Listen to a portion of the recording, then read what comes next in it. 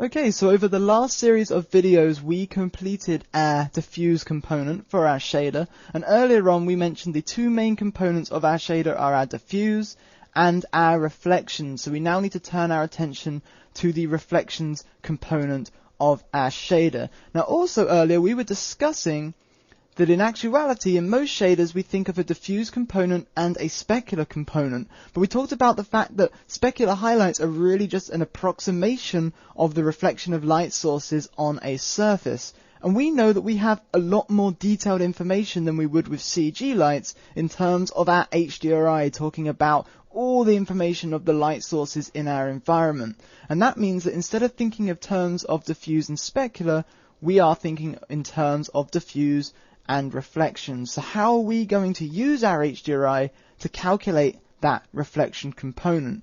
Well, to do this, let's first discuss why in the real world we'd actually see a reflection of a light source on the surface of an object. If we can work that out, then we can maybe reverse engineer that and work out when do we need to see reflections of our HDRI on the surface of our objects that we're rendering. So let's bring up a brand new whiteboard. And let's start out with a very simple real world, in quotes, example. So let's say we had an object and we had a light source. And we are currently the viewer looking at this object. How or why would we see the reflection of this light source in the surface of the object? Well, we know this light source is emitting a number of light rays in all different directions from the light source. And if a light ray happens to be emitted from the light source and hit the surface of our object, then that light ray is going to be reflected by the surface of the object. And if the surface of the object at a microscopic level is very, very smooth, then we can say that the reflection of that light is going to follow the following law. So here's our smooth surface of the object. It has a surface normal. The light enters, and that light is going to reflect perfectly off of the surface based on the following law. We have the angle between the incoming light and the outgoing reflected light to the surface normal, and the angle of the incoming light to the surface normal is the angle of incidence. The angle of the outgoing light to the surface normal is the angle of reflection, and the basic law of this reflection is that the angle of incidence is equal to the angle of reflection. So if light happened to come from the light source and hit our highly smooth object, then based on the surface normal of the object at that point, that light is going to be reflected. If that reflected light happens to enter our eye, then that means we're going to see that light, which means technically what we're seeing is a reflection of the light source. And so at that very single point where the light ray intersected and reflected off, that's where we're going to see a reflection of the light source. Now obviously we'd have multiple rays all close together coming down, hitting our surface and reflecting off at different angles.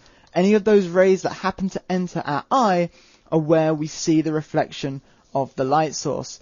Now in CG, when dealing with using an HDRI for reflections, for working out a reflection component, we don't want to work in this way. We don't want to emit a whole load of light rays from our HDRI into our scene, reflecting them off surfaces, and then hoping that some of them enter our camera, enter our eye, because that means that there's a large proportion of rays that we'd be emitting that would never be seen, and that's wasted calculations. It's very inefficient.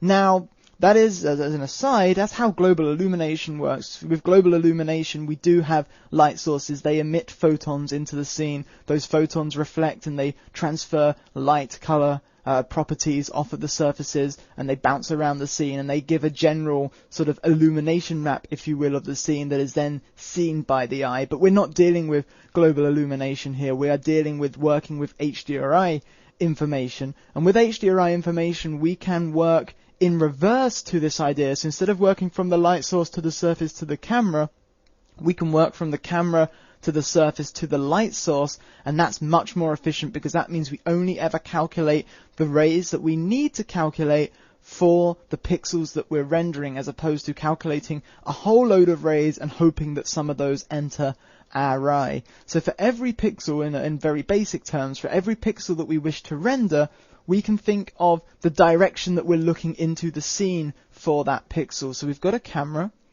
and we can sort of simplify this, if you will, by thinking of, here's our image that we're rendering, and there's a camera sat somewhere behind that image, and for a pixel that we're rendering, that's going to give us a direction. Now, if we were to think of this as being a camera, maybe this will make things a little clearer. So we know we have some direction into the scene that we're looking, and this direction is known as I. It's a global variable, it's a vector that comes into our shaders via mantra as a global variable, and it's basically the direction of the eye. It's at that pixel we're rendering, what direction are we looking at in our scene.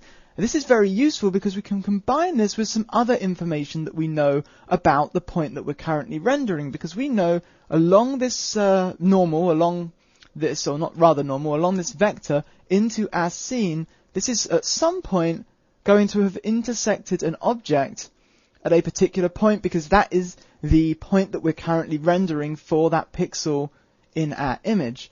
And we know that this point has some information that also comes in through our global variables, and the important piece of information here is the surface normal of the point, n. So we have I and we have n, and both of these come in as global variables into our shader. They're calculated by mantra for us.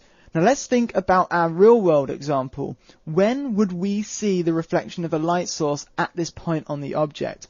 We'd see a reflection of the light source when the light source is in a position such that the light hits this point, reflects about our normal, and the angle of incidence is equal to the angle of reflection, such that the reflected light is traveling along I. And that means that that reflected light off that pixel travels into and hits our eye, hits our camera, and that means we see it. Well, let's work in reverse, because now we know, well, if we've got I and we've got the surface normal, well, that means that we take I, we take our surface normal, and if we were to reflect I about the surface normal, we now have a reflected direction, and that reflected direction points in the direction that a light source would need to exist on in order for us to see it reflected at that point. So if somewhere along this vector R, based on our point, we happen to see a light source, that would mean that that light source would be reflected in our surface at that point, which means that for the point we're rendering for our reflection component, we need to have the color of this light source. Now this is really useful because we can take this reflected ray R and we can use that to determine what light we'd see by simply using it as a lookup into our HDRI. Now we could equally use this for ray tracing. We could take R, we could take the position of this point, and we could then do true ray tracing where we fire R into our scene and we see which other objects we intersect, because obviously if I was to reflect a ray off of this object into our scene, it could intersect another object, and that would mean I'd see the reflection of that object in the surface. We're not dealing with ray trace reflections in this DVD because they get very complicated. You could spend an entire DVD just focused on ray tracing and ray trace reflections. So we're simply dealing with HDRI environment maps, and since ray tracing doesn't really directly come into that area, we're not going to be looking at ray tracing in this DVD. So we are just looking at HDRI environment map lookup. So we've got our direction vector R, and we know that our HDRI is basically just a map of reflected light hitting a chrome sphere. We basically have a point in space, a single point in space. We had all of the light from our environment hitting a chrome sphere and reflecting into our camera, and we basically turn that into a latitude, longitude map. That means if we use our reflected direction as a lookup into that map, we can work out which point in our environment exists on that reflected ray R, such that light emitting from that point would be the light that gets reflected into our eye for the point that's currently being rendered. Now this is just an approximation of what would happen in the real world, because our HDRI represents a single point in space and we're using it for reflections in multiple positions in space.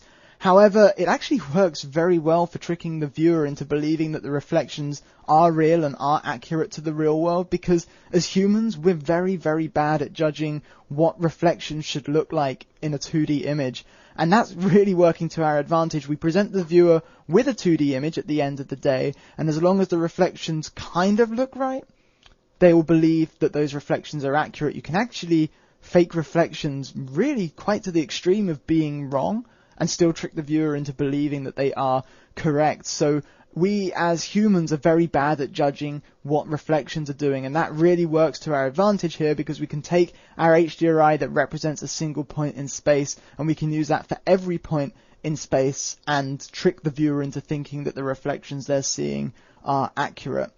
So now if we were to use R as a lookup into our crisp HDRI, that would work fantastically for reflections off of a perfectly smooth surface. If we had a chrome surface, for example a chrome sphere, and we were to put it into our scene, use our HDRI as a reflection environment in this manner, and take a render, it would look like one of the photos, if you will, of our chrome sphere that we put in the real world where we're reflecting the environment off of it. It would work really well for a perfectly smooth surface. However, we know that not all surfaces are perfectly smooth. A slightly less smooth surface would take in that reflected light and it would scatter it slightly. And that means that we wouldn't see a perfect reflection, but rather we'd see a slightly more blurry reflection. And the rougher the surface, the less smooth the surface, the more blurry the reflections we're going to see. So rather than making a whole load of complex calculations at render time to scatter rays based on the roughness of the surface, just as we did with diffuse, we can perform convolution algorithms on our HDRI. And really, we can think of our diffuse as being fully blurry, and then if we were to have a range of images from perfectly crisp through to that fully blurry, we'd have the ability to specify by looking up into a different HDRI, a different convolution, how rough the surface is. So the rougher the surface, the more blurry the HDRI that we use when we're using R as a lookup into that HDRI. So let's take a real quick look at the reflection convolutions that we are going to be using. There's a number of images, 11 images, and each of those images range from completely blurry, which is basically our diffuse convolution, and again these are all HDRIs, through to perfectly crisp. So we have these 11 images, and by selecting one of those images we can dictate how blurry the surface is. We can always imagine, if we were seeing these as reflections, that's quite a blurry surface, and this is a more crisp surface. And so by being able to select between those environment maps, we get to select how blurry the surface is. So we're really saying, well, how rough is the surface, and that's determining how blurry our reflections are. And by balancing the diffuse and reflection amount with the blurriness of the reflections, we can actually represent a really wide variety of surface types, from rubber, which has more diffuse than reflections, and the reflections it does have are very blurry, it's a very rough surface, through to car paint, through to chrome, where chrome has a lot more reflections than diffuse, and it has really crisp reflections. So we have the ability to really control the surface properties, and because we can really control the surface properties, we can define a huge range of material types. So at this point, what we're doing is we're using our environment map, our HDRI, we're using our I vector that's coming from the camera, we're using the surface normal of the point we're rendering to reflect that, grab a reflected ray direction, and we're using that as a lookup into our environment map. That will return the color of light that would be reflected off the surface based off of that environment map, and we can output that into the color channel of our pass, and that would give us our reflections pass. However, there's one last piece to the puzzle, if you will, that we really must consider if we want our reflections to mimic anything close to reality. And the best way to demonstrate this is to think of an example. So I'm going to bring up a new whiteboard, grab our brush real quick. So let's consider the following example where we're rendering two spheres, and those spheres are very close to each other. And let's say that we are rendering a pixel here on this object. So currently we know that that pixel has a direction from the camera to the point that we're rendering, and that gives us a vector I. We'd reflect that off of the surface normal of this surface at that point, and that would give us our reflection vector R, which we use as a lookup into the HDRI to grab the reflected color. However, this actual point on the left object being so close to the other object wouldn't truly be able to see the environment when we have a reflection. Let's take a look. If we were to look from above relative to the camera, we fire our ray from the camera to the object, it gets reflected, And notice we don't see our environment. What we actually see is the object on the right of us. We see this object, not the environment. Now, we're not dealing with ray trace reflections whereby we should, in theory, with true reflections, with ray trace reflections, take this reflected vector R, use it to determine the point on this surface that we've intersected, work out the colour of that surface based on R being our viewing angle now, and once we have that colour, that would be the colour of light, if you will, that would be reflecting off of our surface into the eye. But we're not doing true ray tracing, we are simply using our environment, but we still mustn't just reflect the colour of the environment, because that would just look wrong, because our second object should be occluding the reflections of the environment onto our first object. We can't see the environment, therefore we shouldn't reflect the environment. And we can think of this in terms of if I had a shiny chrome sphere that was on a box as an object, we shouldn't be seeing reflections of the floor on the bottom of the sphere because the box is in the way of that sphere and the floor. We should only see reflections where we have a clear line of sight to our environment. So what we need is a reflection occlusion pass. We need a reflection occlusion pass. And what this pass needs to do, it's really very simple to produce, and what we need is a grayscale multiplier of our reflection pass, which is white when we can see our environment and black when we're heavily occluded by other objects. And does that sound familiar to you guys? Because it should do, because ambient occlusion gave us something very, very similar.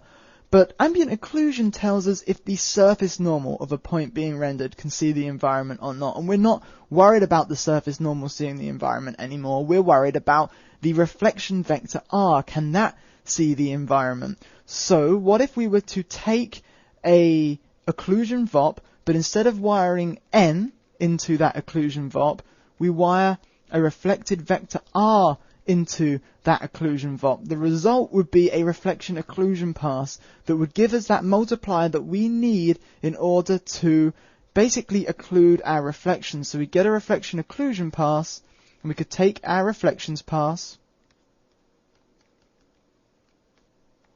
and we can take a reflection occlusion pass, and we simply multiply those together, and that gives us our reflection component. And that's pretty much wrapping up everything that we're going to be doing to implement our reflection component. The only other thing, just as with diffuse, where we had functionality to specify the color of the surface, the diffuse surface color that specified what colors of diffuse light could our surface reflect. Well, we're going to do the same thing here for reflections. So we're going to have a reflection surface color determining which color of reflections our surface can reflect. But other than that, this is the vast majority of our reflection component. The keys being the reflection pass, which is going to be driven by HDRI, and it's going to be based on our I vector being reflected based on the surface normal, and that's going to generate our R vector, which we can use as a lookup into an environment map. That's going to give us our reflections pass. And then we have reflection occlusion, which is basically just an occlusion VOP like we use for ambient occlusion, but we use the reflected ray rather than the surface normal as the direction into that occlusion. That gives us a reflection occlusion pass, which is heavily occluded where we cannot see the environment based on reflections, not occluded at all where we can see the environment based on reflections. It acts as a multiplier to our reflections pass, and that's going to give us our reflection component. So that's everything I wanted to cover in this video. It's an overview of everything that we're going to be implementing, if you will, for our reflection component, and in the next video we'll begin the implementation of our reflections. Thanks a lot, everyone.